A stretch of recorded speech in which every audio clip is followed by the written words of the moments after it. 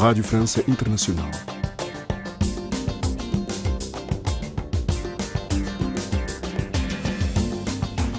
Bem-vindos à segunda parte da nossa emissão. Hoje é quarta-feira, dia do nosso Magazine Artes da autoria de Lígia Anjos, mas já de imediato fique com o convidado de Cristiana Soares. Convidado. Arrancou hoje em Brest, França, a One Ocean Summit, a Cimeira do Mar. Durante 3 dias, 2 dezenas de chefes de Estado e Governo discutem os problemas dos mares e dos oceanos.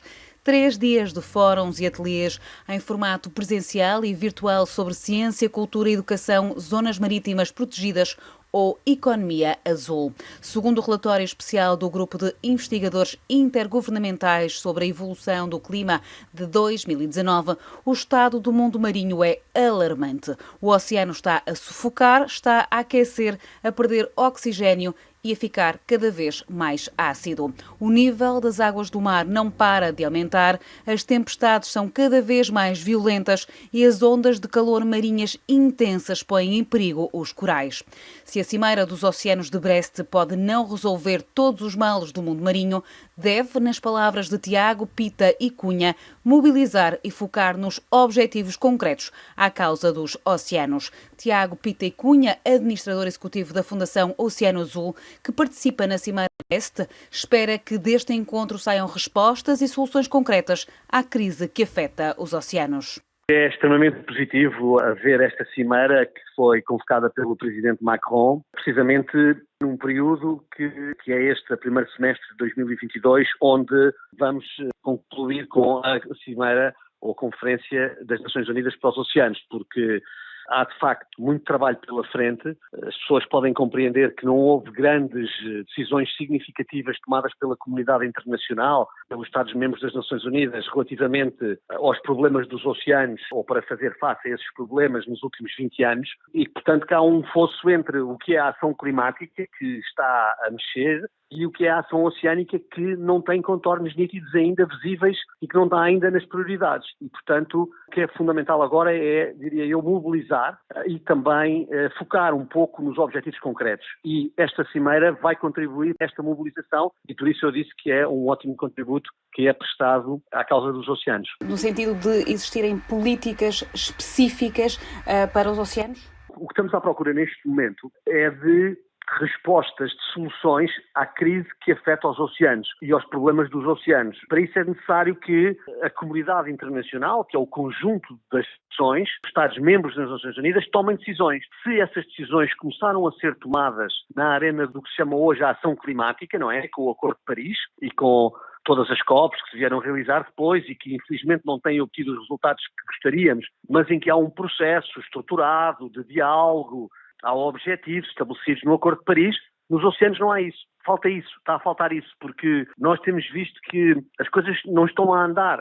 E o exemplo para mim mais paradigmático é o célebre Tratado do Alto Mar, que tem o acrónimo inglês de BBNJ e que está em negociação há mais de 15 anos nas Nações Unidas, que visa gerar alguma proteção no alto mar. O alto mar é aquela área do mar que não pertence à jurisdição nacional dos Estados costeiros, portanto é a zona que está para além da zona económica exclusiva dos países, que é a tal área de jurisdição nacional, e que necessita de ser protegida. E como não existe, digamos assim, regulação internacional que permita essa proteção, é preciso criar essa regulação. Esse tratado está há mais de 15 anos em negociação e não se consegue concluir. Há um bloqueio, obstáculos a que ele seja concluído e eles têm de ser removidos e, portanto, o que eu espero de conferências como esta em França ou como a Conferência das Nações Unidas que vai ter lugar em Lisboa e que tem como anfitrião Portugal e o Quénia, deem resposta a questões concretas como essa. Já ultrapassámos a fase das políticas e já estamos a querer ir a respostas muito concretas. Obviamente estabelecer que haja 30% de áreas marinhas protegidas em 2030 ou conseguir este ano ainda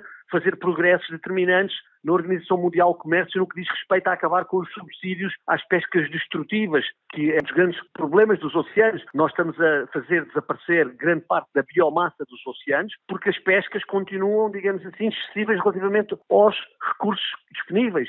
E as pescas estão excessivas porque há subsídios que devem parar de existir. A sensação que existe é que é uma distância muito longa entre os discursos e a prática. Parece que tudo demora muito tempo. Em relação aos oceanos, fala-se muito pouco. Quando se fala do aquecimento global do planeta, não se fala no aquecimento global dos oceanos. Pelo menos também não há essa consciencialização, não só a nível dos países, mas também a nível da população em geral. Não falta aqui também um bocadinho mais de literacia para que se dê a devida importância aos oceanos? Sim, sem dúvida. É fundamental essa literacia. Concordo, acho que você tocou numa das feridas, que é os oceanos estão esquecidos e estão para trás porque nós, humanos, e os nossos decisores políticos e económicos não entendem que os problemas dos oceanos sejam problemas existenciais para nós, não é? Os grandes problemas para nós são as questões das crises financeiras, económicas, das crises das migrações, da segurança, do terrorismo, e as questões dos oceanos parece que são problemas que afetam mais os peixes e as baleias do que a espécie humana. Nada mais errado que isto. E acho que aos poucos começamos a ver como os oceanos são essenciais para a nossa vida do dia-a-dia, para sobrevivermos, para termos a vida que temos e levarmos a vida que levamos. E isso, de facto, não é explicado e as pessoas têm dificuldade em identificar-se com essas questões. E aí, sem dúvida, a literacia dos oceanos é muito importante e a Fundação Oceano Azul, nós orgulhamos de ter um programa que se chama Educar para uma Geração Azul, que é um programa que não tem precedentes na Europa e que é talvez o programa mais avançado do mundo em literacia, mas focado em todas as crianças do primeiro ciclo de educação, portanto, aquelas crianças que têm entre 5 e 11 anos de idade, porque é nessa idade que os grandes pedagogos entendem que se deve começar a trabalhar. Peço que me explique o que é a Fundação e qual é o trabalho que tem vindo a fazer. A Fundação Oceano Azul é uma fundação totalmente dedicada à questão da sustentabilidade dos oceanos. Ela é a gestora do Oceanário de Lisboa, que é algo que as pessoas conhecem mais, por ser um dos principais aquários de referência a nível mundial. E esta fundação, que é uma fundação ainda recente, faz 5 anos este ano, já hoje em dia me parece ser uma fundação com créditos firmados a nível das melhores fundações internacionais nesta questão dos oceanos, porque temos uma governação muito internacional. A Fundação conta nos seus conselhos de curadores e de administradores com mais de 6 nacionalidades, com pessoas que trabalharam muitos anos e que fizeram carreiras nesta área da sustentabilidade dos oceanos e, portanto, a Fundação conseguiu em pouco tempo tentar responder a 3 desafios que têm horizontes temporais diferentes, que é o primeiro, o mais imediato e onde a Fundação se tem focado mais, que é salvar o que resta no mar, na verdade. E para salvarmos o que resta temos feito aqui uma verdadeira fábrica de áreas marinhas protegidas. A Fundação, nestes 5 anos, conseguiu, trabalhando com universidades locais, com autarquias locais, desenvolver de baixo para cima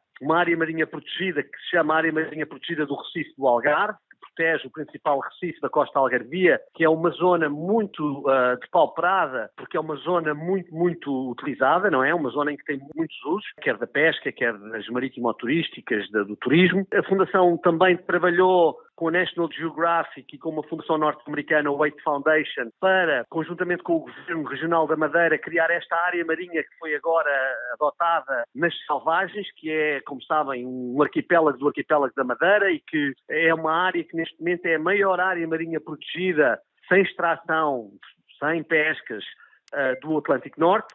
E estamos a trabalhar também nos Açores e estamos a começar a trabalhar em Cabo Verde, ou seja, áreas marinhas protegidas é a forma de podermos responder no imediato aos problemas mais graves de salvar alguma coisa. Mas não nos satisfazemos com isso e, portanto, temos também esta visão de longo prazo, que é a tal visão da literacia e da educação que nos leva a colocar as nossas fichas neste programa chamado Educar para uma Geração Azul.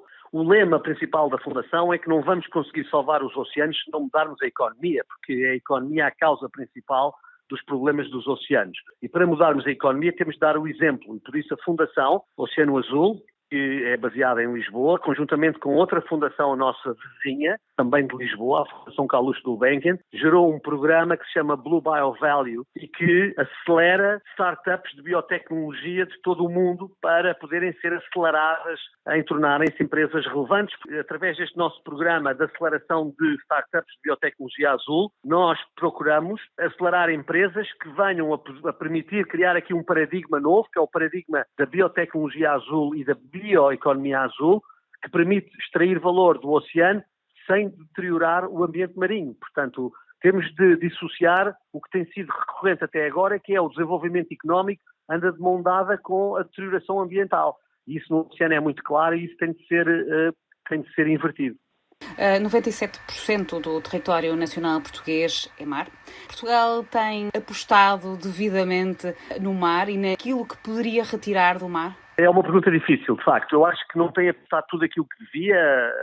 Uma grande parte, digamos assim, da causa da minha vida é lutar para que isso aconteça. Portugal é um dos gigantes marítimos da Europa, talvez apenas em termos de área marítima na Europa, apenas tem como equivalente a Noruega, e portanto, sendo um gigante oceânico, faria sentido que houvesse uma aposta ainda maior, quer de recursos financeiros, quer de recursos humanos, organizativos, na exploração sustentável do oceano. Portugal tem investido em algumas áreas, investiu muito nos últimos 20, 30 anos na área da formação científica, portanto há muitos centros de ciências do mar em Portugal com um valor muito elevado, com pessoas muito competentes. Também na parte das relações internacionais, da diplomacia internacional, Portugal é um país de liderança clara, ou seja, não se discute mar nas Nações Unidas nem na União Europeia sem Portugal estar na sala, porque é um país que é chamado para essa discussão, porque é um país que tem um peso grande nessa discussão, mas, obviamente, em termos ainda da grande aposta dos principais grupos económicos nesta área, há um longo caminho a percorrer, sendo que hoje em dia, me parece, começa a haver mais consciência que haveria há 5 ou há 10 anos atrás. Era Tiago Pita e Cunha, administrador executivo da Fundação Oceano Azul, que participa na Cimeira do Mar, que hoje arrancou em Brest, aqui em França. Ele que foi o nosso convidado desta quarta-feira.